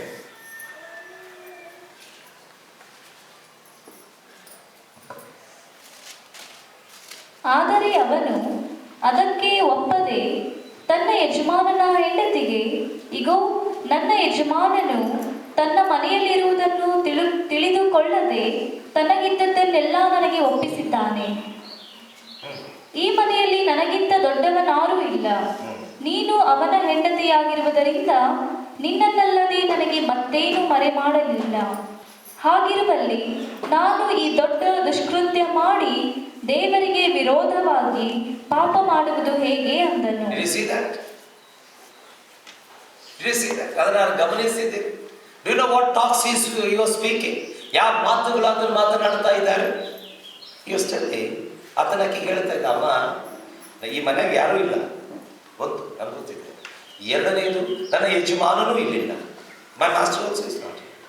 ಅಷ್ಟೇ ಅಲ್ಲ, ಥರ್ಡ್ ಒನ್, ಮೂರನೇದು ನಾನು ನೋಡ್ತಾ ಇರಬೇಕಾದ್ರೆ ನನಗೆ ನನ್ನ ಯಜಮಾನ ಎಲ್ಲ ಕೊಟ್ಟಿದ್ದಾನೆ. ಈ ದೊಡ್ಡವಾದ ಕೃತ್ಯಗಳನ್ನು ಮಾಡಿ ನಾನು ದೇವರ ವಿರುದ್ಧವಾಗಿ ಯಾಕೆ ಪಾಪ ಮಾಡಲಿ? Why should I sin against my God? Correct.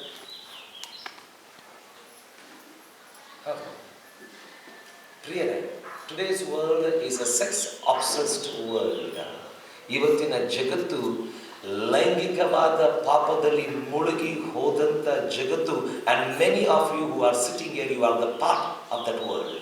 ಭಾಳ ಜನರು ನೀವು ಹೇಗೆ ಕೂತ್ಕೊಂಡಿದ್ದೀರೋ ನೀವು ಆ ಜಗತ್ತಿಗೆ ಭಾಗಿಗಳಾಗಿದ್ದೀರಿ. Ask your heart. ನಿನ್ನ ಹೃದಯಕ್ಕೆ ನೀವು ಪ್ರಶ್ನೆ ಕೇಳಿದ್ರೆ, ಅದರ ಮೇಲ್ ಆರ್ ಫೀಮೇಲ್, ಗಂಡಸಾಗಲಿ ಹೆಂಗಸಾಗಲಿ, ಆರ್ ಯು ಅ ವರ್ಜಿನ್? ನೀನು ಕಣ್ಣಿಕೆ ಆಗಿದೆಯೋ? ಕೇಳಿದ್ರಲ್ಲ ಪ್ರಶ್ನೆ, ನಿನ್ನ ಹೃದಯಕ್ಕೆ ಕೇಳ್ರಿ, ಬೇರೆ ಯಾರು ಕೇಳಬೇಡ್ರಿ, ದೇವ್ರಿಗೂ ಕೇಳಬೇಡ್ರಿ. ದೇವ್ರು ಗೊತ್ತಿದ್ದೇನೆ. He was watching you. ಆತನು ನಿನ್ನನ್ನು ನೋಡ್ತಾನೆ ಇದ್ದಾನೆ. ಆತನಂತ ದೊಡ್ಡದು ಯಾರೂ ಇಲ್ಲ. ಆದರೆ ನಿನ್ನ ಹೃದಯ ಬಹಳ ಚಿಕ್ಕದು. ನೀನು ಒಟ್ಟಿಗೆ ಬಂದಿದ್ರಿ, ನೀನು ಒಟ್ಟಿಗೆ ಬಂದಿದ್ರಿ. ಕೇಳಿ ಪ್ರಶ್ನೆ, ನಿನ್ನ ಹೃದಯಕ್ಕೆ ಪ್ರಶ್ನೆ ಕೇಳಿ. ಏನು? ಎ ಪಾಸ್ಟರ್ ಸನ್ ಟೆಲ್ಸ್, ಒಂದು ಸಭಾಪಾಲಕರ ಮಗನ ಹೇಳ್ತಾನೆ, if I touch this girl next time I don't touch Har again. ನಾನು ಈ ಹುಡುಗಿಯನ್ನು ಮುಟ್ಟಿದ್ರೆ ಇನ್ನೊಂದು ಸಾರಿ ಆ ಹುಡುಗಿಯನ್ನು ಮುಟ್ಟುವುದಿಲ್ಲ, ಬೇರೆ ಹುಡುಗಿಗೆ ಕೈ ಹಾಕ್ತೇನೆ. What kind of life, what kind of life are you living my friend? ನನ್ನ ಸ್ನೇಹಿತನೇ ಯಾವ ಥರವಾದಂಥ ಜೀವನ ಜೀವಿಸ್ತಾನೆ? ಒಬ್ಬರು ನಾನು ಕೇಳ್ತಾ ಇದ್ದಾನೆ, ಬೈಬಲ್, ನಾನು ಅವರಷ್ಟು ಬೈಬಲ್ ಓದಿಲ್ಲ, ಬರದೆ ಸಿನ್ಸಿಯರ್ಲಿ ಅವರಷ್ಟು ಬೈಬಲ್ ಓದಿಲ್ಲ. ನನಗೆ ಎಷ್ಟು ಗೊತ್ತಿದೆ ಅಷ್ಟು ನನಗೆ ಬದುಕ್ತಾ ಇದ್ದೇನೆ. ಅವ್ರು ಹೇಳ್ತಾ ಇದ್ದಾರೆ, ಅಣ್ಣ, can we leave a holy life in this sex obsessed world? ಈ ಲೈಂಗಿಕವಾದ ಜಗತ್ತಿನಲ್ಲಿ, ಲೈಂಗಿಕವಾದ ಸಂಗತಿಗಳಲ್ಲಿ ಮುಳುಗಿದಂಥ ಜಗತ್ತಿನಲ್ಲಿ ಪರಿಶುದ್ಧವಾಗಿ ನಾವು ಬದುಕಬಹುದು? ಯಾರಿಗೆ ಮದುವೆ ಆದವರು ಆಗಲಾರ್ದವರು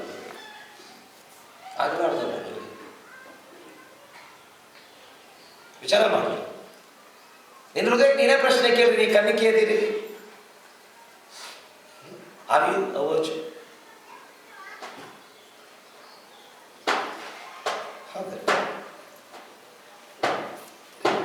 ಹೌದು, ವಿಚಾರ ಮಾಡ್ರಿ ಪ್ರಿಯರೇ. Your character is revealed there. ಅಲ್ಲಿ ನೀನು ಒಬ್ಬನೇ ಇದೆಯಲ್ಲ, ಅಲ್ಲಿ ನಿನ್ನ ಗುಣಲಕ್ಷಣಗಳು ತೋರಿಸಲ್ಪಡ್ತದೆ. ನೀನು ಯಾರಾಗಿದ್ದೀನಿ, ನೀನು ಯಾರಾಗಿದ್ದೀನಿ ಅಂತ ಹೇಳಿ. ಈಗ ನೋಡ್ರಿ, ದಯಮಾಡಿ ನನಗೆ ಈ ವಚನ ಓದಬೇಕು ಅಂತ ಕೇಳಿಕೊಳ್ಳುತ್ತೇನೆ. 9ನೇ ವಚನ ಓದ್ರಿ. ಈ ಮನೆಯಲ್ಲಿ ನನಗಿಂತ ದೊಡ್ಡವನಾರೂ ಇಲ್ಲ. ನೀನು ಅವನ ಹೆಂಡತಿಯಾಗಿರುವುದರಿಂದ ನಿನ್ನನ್ನಲ್ಲದೆ ನನಗೆ ಮತ್ತೇನು ಮರೆಮಾಡಲಿಲ್ಲ. ಏನ್ ಹೇಳ್ತಾರೆ? ನಿನ್ನ ಅಲ್ಲದೆ ಹೋದರೆ ನಾನು ಮತ್ತೇನು ಮರೆಮಾಡದ ಆಗಲಿಲ್ಲ. ಈಗ ಒಂದು ನಿಮಿಷ ಅದನ್ನು ಪುಟ್ಟು ಅಲ್ಪ ಪಾಸ್ ಮಾಡಿ ಆ ವಚನದ ಬಗ್ಗೆ ಸ್ವಲ್ಪ ವಿಚಾರ ಮಾಡ್ತೇನೆ. Do you know what he says? ಅದನ್ನು ಹೇಳ್ತಾನೆ, ಅಮ್ಮ, you look very beautiful, I know that. ನೀನು ಭಾಳ ಚಂದ ಕಾಣ್ತೀನಿ, ನಂಗೆ ಗೊತ್ತಿದೆ. I know you are very attractive, ನೀನು ಬಹಳ ಆಕರ್ಷಣೆ ಉಳ್ಳವರಾಗಿದೆ. I know that. I know your beauty is good. ನಿನ್ನ ಸೌಂದರ್ಯತೆ ಬಹಳ ಸುಂದರವಾಗಿದೆ, ನನಗೆ ಗೊತ್ತಿದೆ. See, that's the sentence what he makes. That means he was tempted by her. ಅದರ್ಥ ಏನಂತಂದ್ರೆ ಆಕೆಯಿಂದ ಆತನಿಗೆ ಶೋಧನೆ ಆಗುತ್ತೆ. ಆದರೆ ಅವನ ಸ್ಟೇಟ್ಮೆಂಟ್ಗಳು ನೋಡ್ರಿ, ಕರೆಕ್ಟ್ ಆಗಿ ಓದಿಕೊಟ್ರು. ಈ ಮನೆಯಲ್ಲಿ ನನಗಿಂತ ದೊಡ್ಡವನಾರೂ ಇಲ್ಲ, ನೀನು ಅವನ ಹೆಂಡತಿಯಾಗಿರುವುದರಿಂದ ನಿನ್ನನ್ನಲ್ಲದೆ ನನಗೆ ಮತ್ತೇನು ಮರೆಮಾಡಲಿಲ್ಲ. ಹಾಗಿರುವಲ್ಲಿ ನಾನು ಈ ದೊಡ್ಡ ದುಷ್ಕೃತ್ಯ ಮಾಡಿ ದೇವರಿಗೆ ವಿರೋಧವಾಗಿ ಪಾಪ ಮಾಡುವುದು ಹೇಗೆ ಅಂದನು. Did you see? There are three kinds of people he brings into the scene. ಆತನು ಮಾತನಾಡ್ತಾ ಇರಬೇಕಾದ್ರೆ ಮೂರು ತರವಾದ ವ್ಯಕ್ತಿಗಳನ್ನು ಆ ಚಿತ್ರದಲ್ಲಿ ಕರ್ಕೊಂಡು ಬರ್ತಾನೆ. ಯಾರು ಕೇಳಿದ್ರೆ ಕರೆಕ್ಟ್ ಆಗಿ ಯಾರು ಅಂತ ಕೇಳಿದಿರಿ? ಮೊದಲು ಹೇಳ್ತಾನೆ, ಅಯ್ಯ ಅಮ್ಮ, ಈ ಮನೆಯಲ್ಲಿ ನನಗಿಂತ ದೊಡ್ಡವರು ಯಾರೂ ಇಲ್ಲ. He says, I need to be faithful to myself. ನಾನೇ ನಂಬಿಗಸ್ತನಾಗಿರಬೇಕು. ಸೆಕೆಂಡ್ ಒನ್, ಎರಡನೇ ಹೇಳ್ತಾನೆ, ಅಮ್ಮ, ನನಗೆ ನನ್ನ ಯಜಮಾನನ ಕೊಟ್ಟಿದ್ದಾನೆ, ನಿನ್ನ ಮಾತ್ರ ಕೊಡ್ಲಿಲ್ಲ, ನನ್ನ ಯಜಮಾನಿಗೆ ನಂಬಿಗಸ್ತನಾಗಿರಬೇಕು. ಮೂರನೇದು, ಅಮ್ಮ, ಈ ಪಾಪವನ್ನು ಮಾಡಿ ನಾನು ದೇವರ ವಿರುದ್ಧವಾಗಿ ಯಾಕೆ ಪಾಪ ಮಾಡಲಿ? ಮೂರನೇದು ದೇವರು. ಯಾವಾಗಾರ ಕೇಳಿರಿ, ಇಡೀ ಎನಿ ಟೈಮ್ ಆಸ್ಕ್, ನಾನು ನನಗೆ ನಂಬಿಗಸ್ತನಾಗಿದ್ದೇನ್ರಿ? ನಾವು ಮಾತು ಹೇಳಿರಿ, will your hand testify that you are holy? ನಿನ್ನ ಕೈಗಳು ಹೇಳ್ತಿದ್ದೆ ನೀನು ಪರಿಶುದ್ಧವಾಗಿದೆ. Your own body testifies that you are holy. ನಿನ್ನ ಸ್ವಂತ ದೇಹ ನೀನು ಪರಿಶುದ್ಧನಾಗಿದ್ದಿ ಅಂತ ಹೇಳೋರು ಎಷ್ಟು ಮಂದಿ ಇದ್ದೀರಿ? ಕೈಗಳನ್ನು ಎತ್ತಿ ತೋರಿಸ್ರಿ.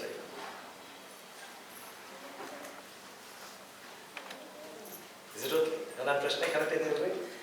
ನಿನ್ನ ದೇಹ, ಸ್ವತಃ ದೇಹ ನಿನಗೆ ಹೇಳ್ತಾ ಇದ್ದೀನಿ ನೀನು ಪರಿಶುದ್ಧವಾಗಿದ್ದೀಯ ಅಂತ ಹೇಳಿ.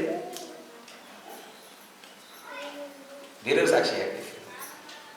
ನೀನು ಸ್ವಂತ ದೇಹ ನಿನಗೆ ಹೇಳಾಗತ್ತಿದ್ದು ಇಲ್ಲ ಅಂತ.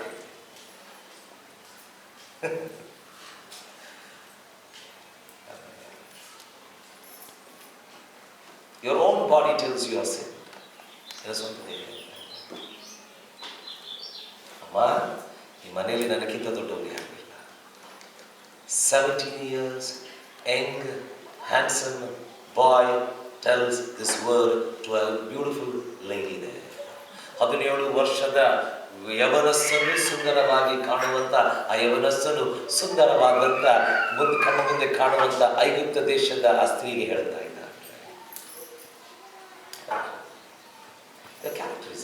You know what? He reveals his character.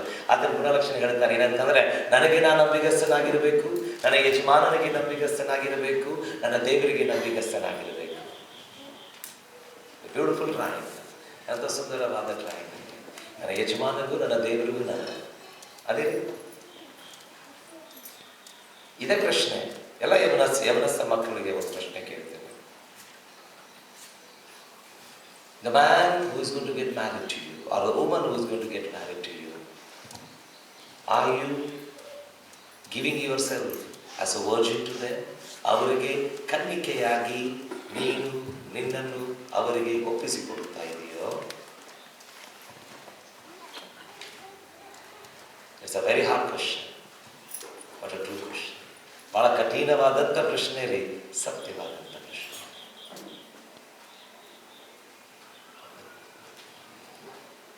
ವಿಚಾರ ಮಾಡಿ. ಅದೇ ಎಷ್ಟು ಮುಗಿತು? ನಮಗೆ ಸ್ವಲ್ಪ ಈಗ ಒಂದು ಹೇಳಿ ನಾನು ಮುಗಿಸ್ಲಿಕ್ಕೆ ನಾನು ಇಷ್ಟಪಡ್ತೇನೆ. ಬೇರೆ ಒಂದು ಎರಡು ಮೂರು ಹೇಳಿ ನೋಡೋಣ ಅವ್ರ ಡೀಟ್ಸ್ ಬೇರೆ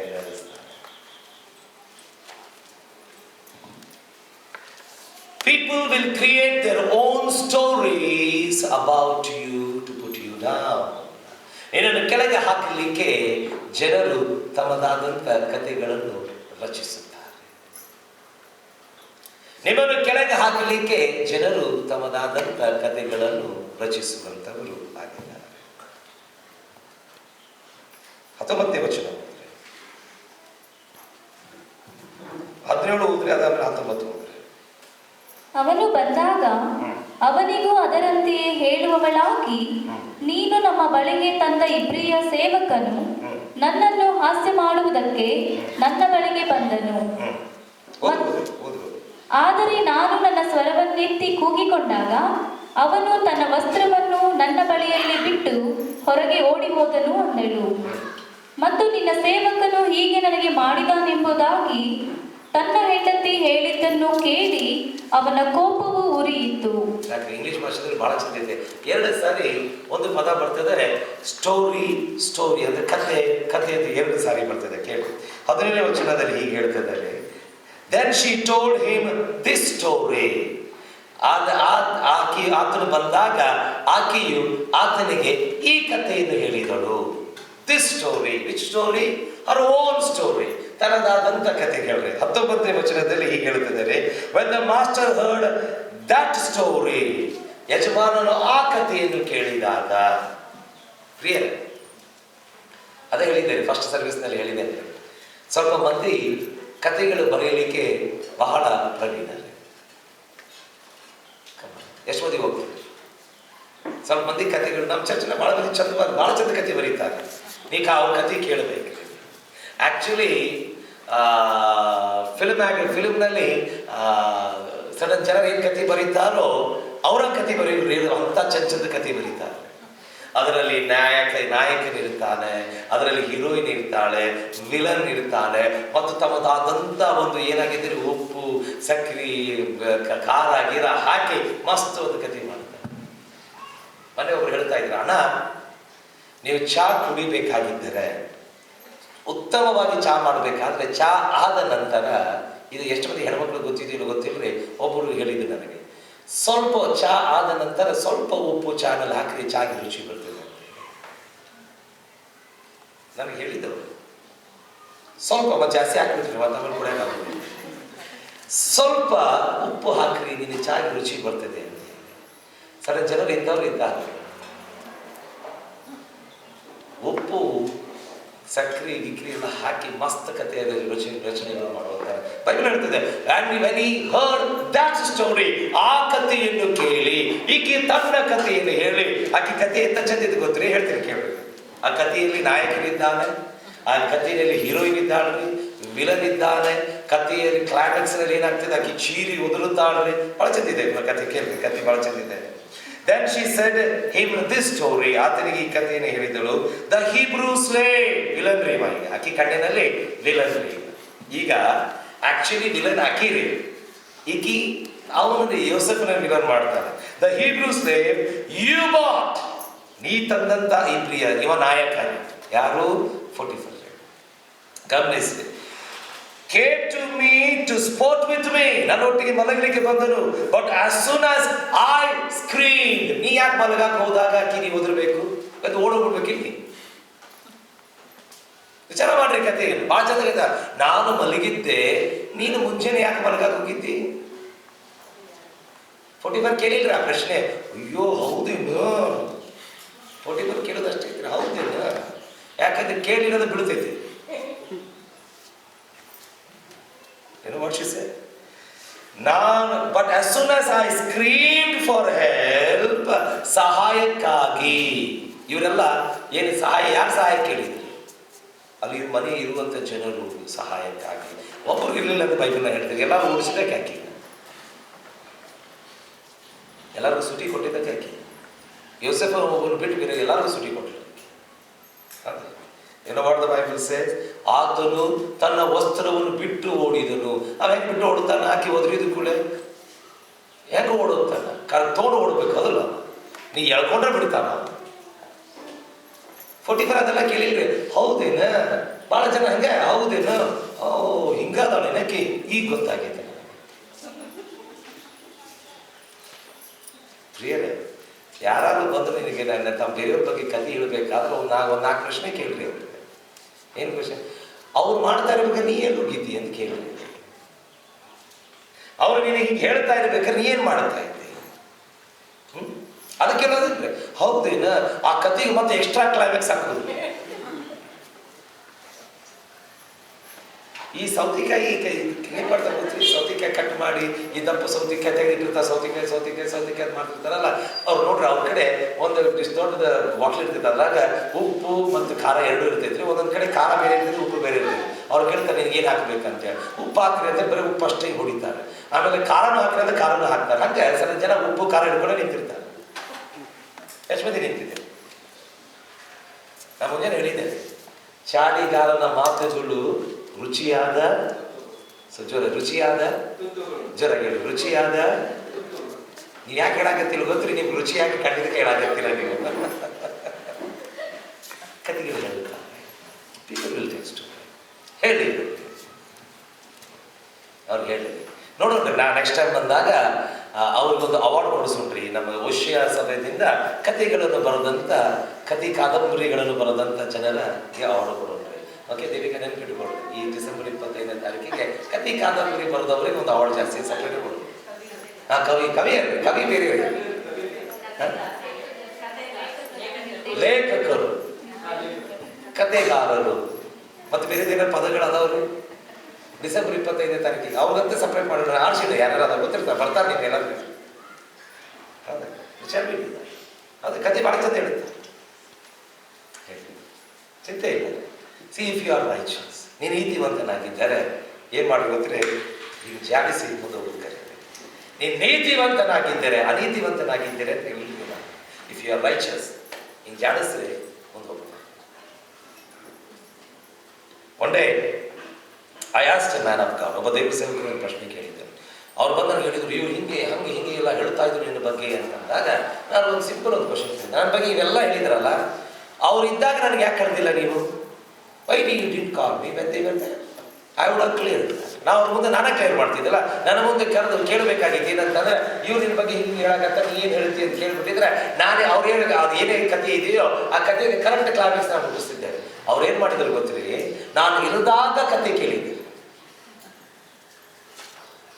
ಇದು ಯಾರ ಬರದ ಕಥೆ ಇವು ಅಂತೇಳಿ ಅವ್ರು ಕೇಳಿದ್ರು. ಕತೆ ಕೇಳಿದ್ರು, ಯಾಕೆ ಅವ್ರಿಗೆ ಬೇಕಾಗಿತ್ತು. ಆಮೇಲೆ ಬಂದ್ರೆ ಅವ್ರು ಹಿಂಗೆ ಹೇಳಿದ್ರು ನಿನ್ನ ಬಗ್ಗೆ ಅಂತಂದ್ರೆ ಅವಾಗ ಹೇಳ್ಬಿಟ್ಟಿದ್ರು,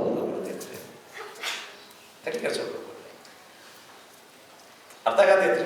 ಕತೆ ಹೇಳ್ತಾರೆ ಕೇಳಿ, ಭಾಳ ಚಂದ. ನಾವು ಇನ್ನೊಂದು ಹೇಳ್ತಿದ್ವಿ, ಯಾರ್ಯಾರು ನಿಮ್ಮ ಬಗ್ಗೆ ತಮ್ಮದಾದಂಥ ಕಥೆಗಳನ್ನು ಬರೆದಾರೋ ಒಂದು ದಿವಸ ಅವರೇ ನಿಮ್ಮ ಮುಂದೆ ಅಡ್ಡಬಾಗ್ತಾರೆ. ಅವ್ರು ಒಂದು ದಿವಸ ಅಡ್ಡಬಾಗಲೇಬೇಕು. ಈಗ ವಿಚಾರ ಮಾಡಿ, ನಾನು ಇಲ್ಲಿ ಮುಗಿಸ್ತೇನೆ ರೀ. ಅವ್ರು ವಿಚಾರ ಮಾಡ್ರಿ, ಯಾವಾಗ ಯೋಸೆಫನು ರಾಜಕುಮಾರ ಪ್ರಧಾನಮಂತ್ರಿ ಆದನೋ ಸತ್ಯವೇದ ಹೇಳ್ತಿದ್ದ ಗೊತ್ತಿರಿ, ಇವರೆಲ್ಲ ಪೊಟಿಫರ್ ಬಂದು ಹೇಳಿರ್ಬೋದು, ಅಯ್ಯ ತಪ್ಪು ಮಾಡಿದೆ ನನ್ನ ವಿಷಯ. ಯಾಕಂದ್ರೆ ಆ ಕಥೆಯಲ್ಲಿ ಆಕೆ ಹೇಳಿದಂಥ ಕಥೆಯಲ್ಲಿ ಬುನಾದಿ ಇಲ್ಲ. ಕರೆಕ್ಟಾಗಿ ಆ ವಚನಗಳು ಹೋದ್ರೆ ಆ ಕಥೆಗೆ ಬುನಾದಿ ಇಲ್ಲ. ಆಕೆ ಏನು ಹೇಳಿದ್ರು ಗೊತ್ತ್ರಿ, ಆಕೆಯು ಈ ಕಥೆಯನ್ನು ಹೇಳಿದಳು, ನೀನು ಕರ್ಕೊಂಡು ಬಂದಂಥ ಇಬ್ರಿಯ ದಾಸನು ಸೇವಕನು ಏನು ಮಾಡಿದ್ದಾನೆ, ನನ್ನ ಒಟ್ಟಿಗೆ ಮಲಗಲಿಕ್ಕೆ ಬಂದನು ಅಂತ ಹೇಳಿ.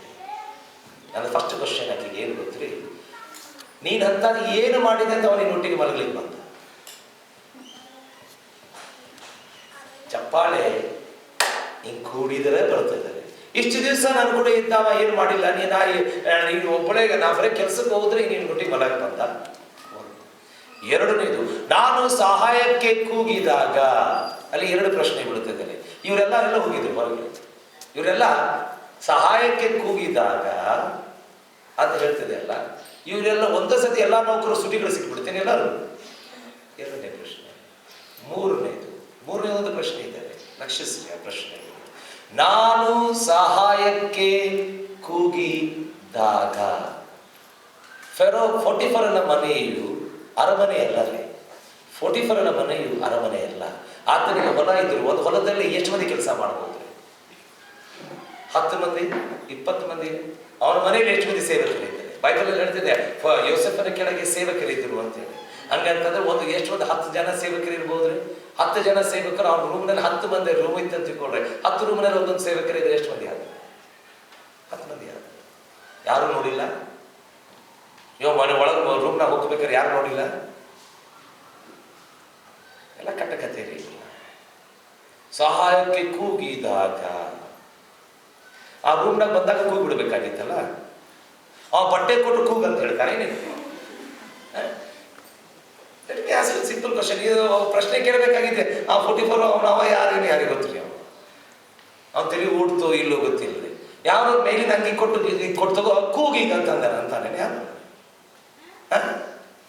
ಕೇಳಬೇಕಾಗಿತ್ತಲ್ಲ. ನಾನು ಅವನ ಬಟ್ಟೆ ಹಿಡ್ಕೊಂಡು ಬಿಟ್ಟೆ, ಕೂಗ್ಬಿಟ್ಟೆ. ಬಟ್ಟೆ ಹಿಡಿದ್ರೆ ಹಿಡ್ಕೊಂಡು ನಿನಗೆ ಬೇಕಾಗಿದ್ದ ಹಿಡ್ಕೊಂಡು ಇವೆಲ್ಲ ವಿಚಾರ ಮಾಡಿಲ್ರಿ. ಹೆಂಡತಿ ಮಾತು ಕೇಳಿದ ಕೂಡ ರೋಷ ಏರ್ಬಿಡುತ್ತಂತ ಟೈಟಲ್ನಾಗ. ಹೆಂಡತಿ ಮಾತು ಕೇಳಿದ ಕೂಡ ರೋಷ ಇಲ್ಲ. ಆ ಕತೆಗೆ ಬುನಾದಿನೇ ಇಲ್ಲ. ಆ ಕತೆಗೆ ಬುನಾದಿ ಇಲ್ಲ. ಪ್ರಿಯರೇ, ಕತೆ ಕಟ್ಟೋರು ಕಟ್ಲಿರಿ, ಯಥಾರ್ಥವಾಗಿ ಬದುಕೋರು ಬದುಕ್ರಿ. ಯೋಸೇಫನ ಜೀವನ ಚರಿತ್ರೆಯಲ್ಲಿ ಹೀಗೆ ಹೇಳ್ತಿದ್ದಾರೆ, ಏನು ಬಂದರೂ ಒಂದು ದಿವಸ ಜಯನಿಲ್ಲ ಅಂದರೆ ಯಥಾರ್ಥವಾಗಿದ್ದರೆ ಜಯನಿಲ್ಲ. ಏನು ತೆರಿಗೆಸ್ಕೊಳಕ್ಕೆ ಹೋಗ್ತದೆ. ನಾನು ಯಥಾರ್ಥವಾಗಿದ್ದೇನೆ, ನಾನು ಹೇಳ್ತೀನಿ ಕೇಳ್ತೇನೆ. ನೀನು ಪರಿಶುದ್ಧವಾಗಿದ್ದರೆ ಎಲ್ಲರ ಮುಂದೆ ನಾನು ಪರಿಶುದ್ಧನಾಗಿ ಹೇಳೋದು ಬೇಕಾಗಿಲ್ಲ. ಯಾಕೆ ಹೇಳಿದ್ರೆ ನಿನ್ನ ಪರಿಶುದ್ಧತೆಯು ಜಗತ್ತಿಗೆ ಕಾಣ್ತದೆ. ನಿನ್ನ ಪರಿಶುದ್ಧತೆ ಜಗತ್ತಿಗೆ ಕಾಣ್ತದೆ.